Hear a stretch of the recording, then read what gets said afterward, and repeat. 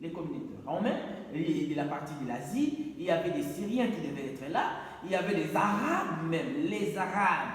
Donc le Seigneur avait tout préparé parce qu'il savait qu'il y aura assistance de tous les peuples qui seront là et ils vont vivre ce qu'ils n'ont jamais vécu.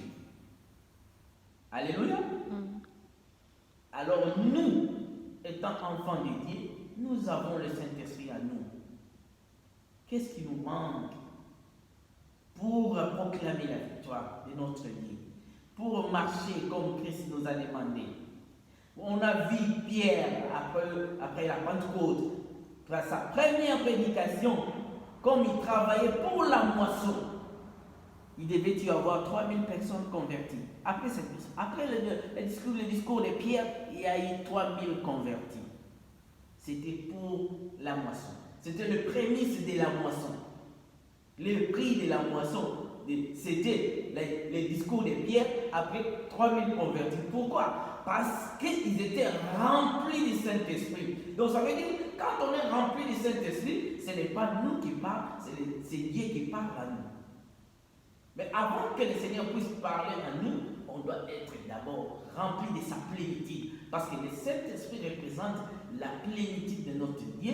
Ça veut dire, tu peux arriver là où tu ne comprends pas l'exemple-joie. Tu sais, quand il dit au Seigneur, aide-moi, je vais parler à l'exemple-joie pour prêcher cet homme.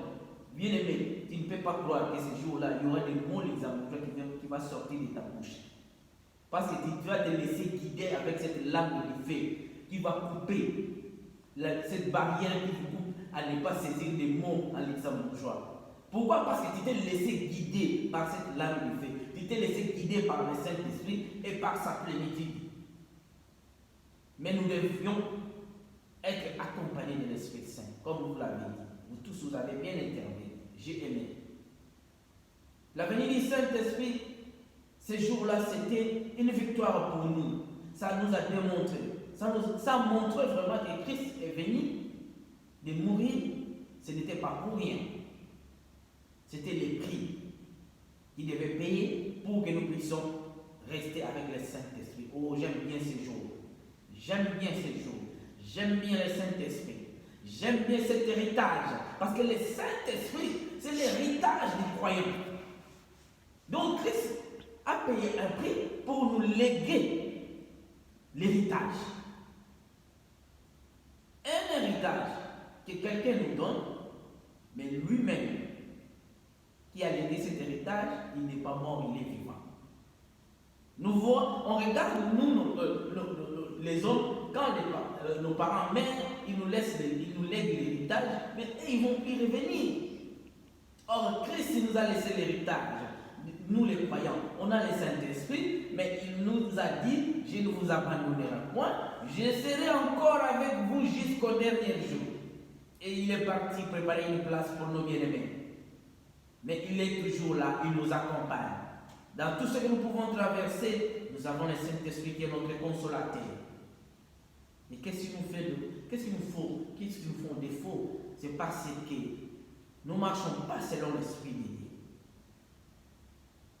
Comment nous pouvons convaincre les païens? Parce que ces jours-là, Christ a tout organisé. Le Seigneur a organisé que les païens et les non-croyants puissent être là, voir cette démonstration de la puissance de Dieu, voir cette démonstration de la langue du feu, voir cette démonstration que les gens que tu ne connais pas, mais ils parlent dans ta dialecte, ils parlent la langue de ta maman, ta langue maternelle. C'est Dieu qui pouvait réaliser ça, bien-aimé. Aimons ce Dieu-là, servons ce Dieu-là, aimons ce Dieu-là, soyons fidèles avec ce Dieu-là. Je pense que la Pentecôte pour nous, c'est un héritage. La Pentecôte pour nous, c'est un prémisse pour nous. Le prix que Christ a payé pour nous racheter. Je pense que le Seigneur a fait un grand travail et il nous a rendu cette service. Nous devons lui remercier, nous devons lui rendre grâce tous les jours de notre vie par rapport à cela. Soyez bénis. Je vous bénis au nom de Jésus. Que le Seigneur puisse bénir sa